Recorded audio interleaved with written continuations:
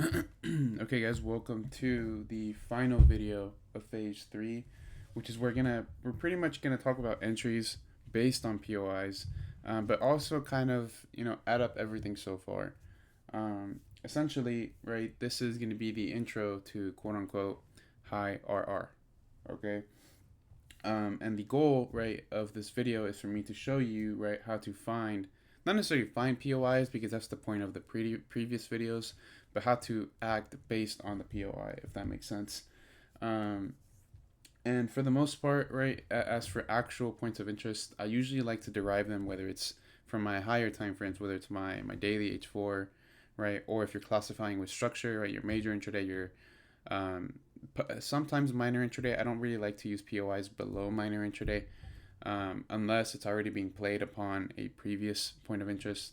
But I like my swing, my major intraday, my minor intraday for main points of interest. Not necessarily my position, because that will give you probably a very wide range, and it'll take a long time for those moves to manifest themselves just because you're deriving it from such a high time frame. But because it's derived from such a higher time frame, right, it shows the potential security of the move, right, and the overall probability. Um, so yeah, for the most part, right, this video, if you're a beginner to anything in revolves to um, into any type of high RR or to even smart money concepts or to anything like that, I would definitely say don't try to do what I'm showing you in this video right off the bat. I'm showing you because I'm obviously trying to be honest with you guys. I'm trying to show you guys everything that I use for the most part, right? But I don't want you to just start hopping on and starting to trade like this and trying to guess lows just because you see a scalping BOS, but you confuse a scalping BOS with a minor intraday pullback and you're just catching losses because you're trying to catch reversals, right? So you have to justify everything that you do. If you don't justify what you do, right, then you're playing the guessing game, in my opinion. So yeah, essentially here, right, looking at GJ daily time frame, as you can see, we are bullish, right, just because we are going up. No need to think too hard about it, right? So we see this going up, and I see a daily inefficiency here, right? So in order for me to play based on that, I have to obviously zoom in. So I zoom in, right, my low, my high, right, low, this had a liquidity grab here, right? So I solidified low, that created this new substantial high, right? That is now my structural range, whereas my equilibrium would be anywhere around here. So I'm looking for my discount to then achieve a new high, right? But luckily in the discount, we had that daily inefficiency in between these two wicks, right? Wick to wick, just like here, wick to wick. So, right, I'm not just gonna buy here, right? Because where am I gonna put my stop loss? There is no, there's nothing to play based on here, and my stop loss would be pretty ridiculous, at least 20 pips per se. So I'm gonna zoom in once we go into this point of interest, right? And right, as you can see, the purple line, right off the bat, I notice, right, that we are inside of this bearish structural range, right? We have our high, we have our low, right? And my immediate range here, because this is the immediate range that actually took our structure, whereas this is the full leg, okay? So, right, as you can see here, right, in terms of scalping, right, we have our high, our low, our high, our unwillingness, break of structure, right? I don't want you to confuse the initial break of structure as a pullback, because keep in mind we are still bearish because our leg is still bearish, right? So we have this initial move to the upside, right?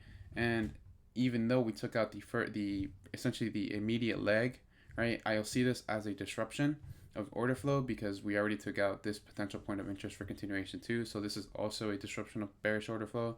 So we now have two potential disruptions, right? So I'm not saying this is now where you try to buy here to here. Why? Because you're still bearish, right? So what if this move is actually a quote unquote mitigation or anything inside of here, right? So this would be our high, our low, our retracement, right? So this retracement, right, takes us lower, takes out a previous low, right? So in order for this to be continue to be bearish, we have to take out a previous low, right? But the retracement came down, took out a previous liquidity point here because this obviously this low created this new high, So this is now essentially bearish, right, in terms of this leg and this immediate leg, right? But as soon as we took out this previous structure point, we had a scalping break of structure here, right? Whereas the disruption occurs here, because as you can see, we tried to react from this inefficiency here.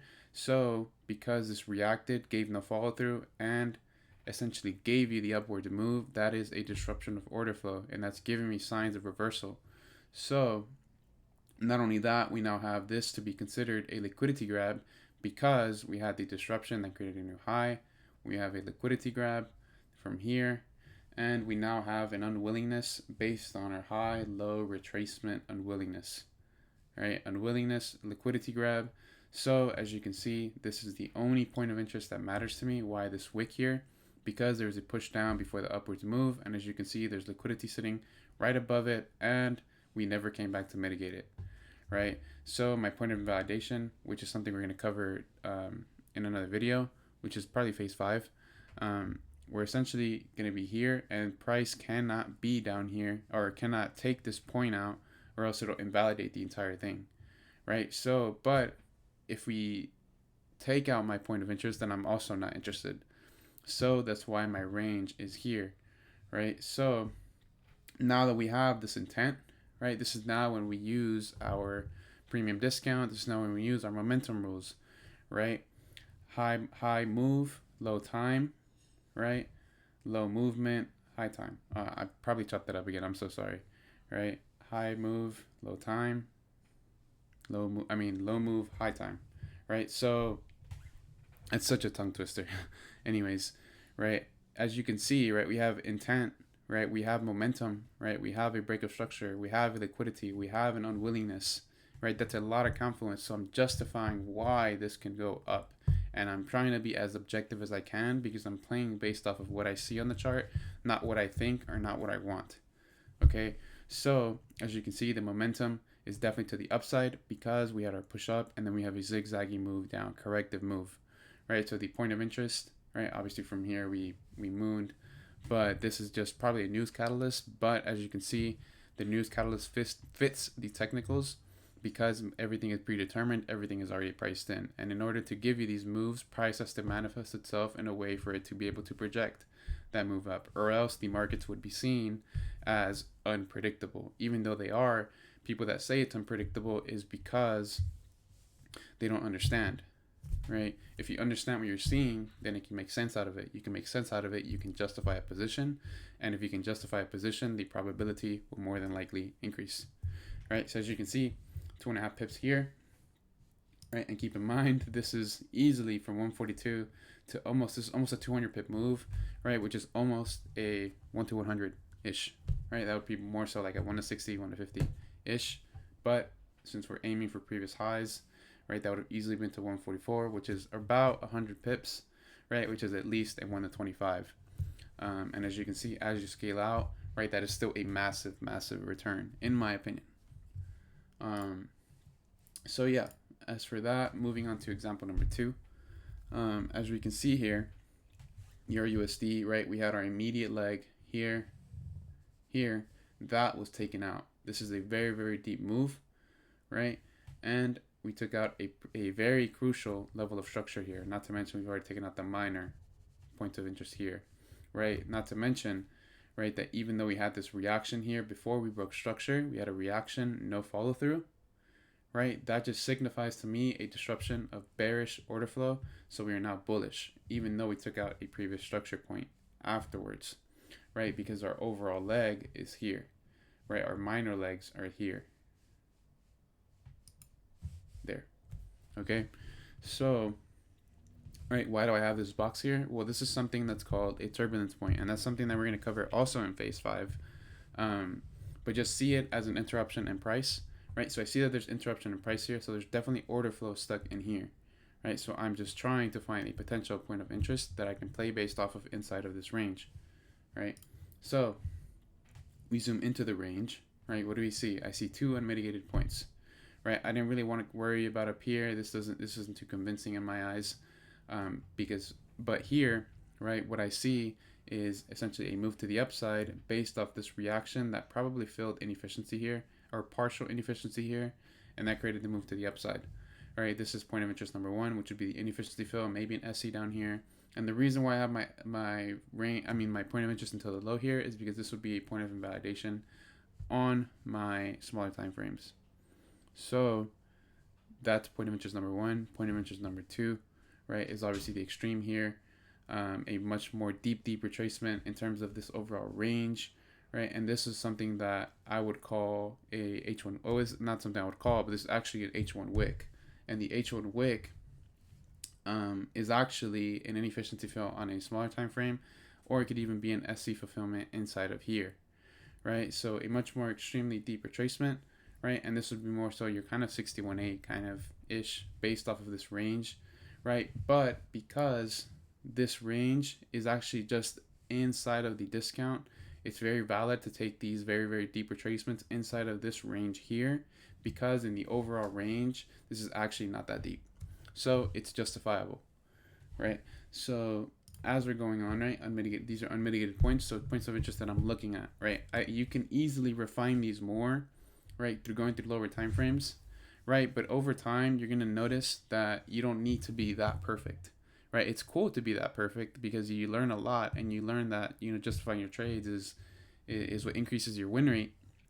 But for the most part, if you're trying to play based off reactions, which is the point of this video, then you don't necessarily need to refine the entries or the points to that extent, right? Until you're actually looking to execute. So as you can see, right, point of interest number one, automatically taken out, right? As soon as it's taken out, okay, that's not, I don't want to trade that, like that's it. Because even if I assume a bullish break of structure here, I'm guessing a low because we didn't mitigate anything. So I'm picking a low. So it doesn't make sense, right? So, but what does make sense here though is that we do have high selling volume as we're coming down here. So we have a scalping break of structure, right? But it's actually a minor intraday pullback, and we actually come lower, right? Taking out equal lows. We come lower, but because this increase in volume in terms of supply was so high, we essentially are diminishing in terms of supply because this move is continuing lower, and this move is not essentially showing you strong bearish volume, right? So we come into point of interest number two. I'm looking to see what happens, right? In terms of a scalping perspective, right? This would be the immediate range here. So you would naturally want to essentially have an inefficiency fill here and then continue lower if it's still valid, right? So this initial break of structure here, I see it as a type of disruption because the essential continuation of order flow has been disrupted.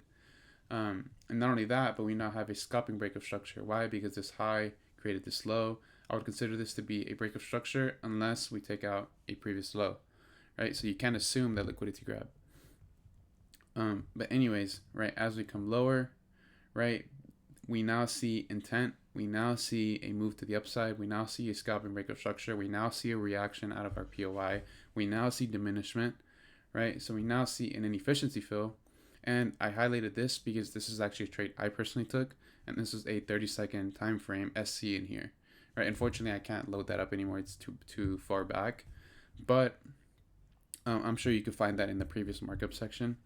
But anyways, right, depending on where you want to take it, right, this is a 3.5 pip stop for the initial entry, the inefficiency fill, and if you wanted to take it to the low, you could easily take it to this to this candle here, but I like to be safe, just to be safe.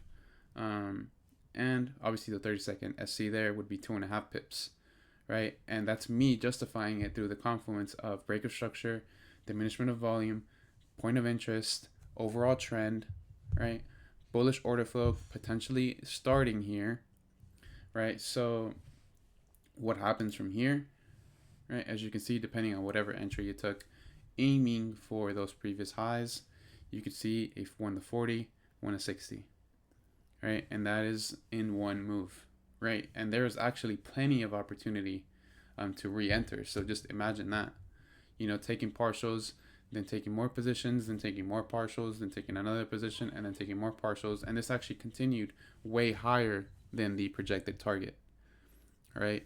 So as you can see, this is now the full breakdown and trying to essentially collaborate everything together, right? And trying to make it make sense. If you can't make it make sense, then it's hard to justify a position, right? Because making it make sense is justification, right? They're just two different things. I mean, two different words.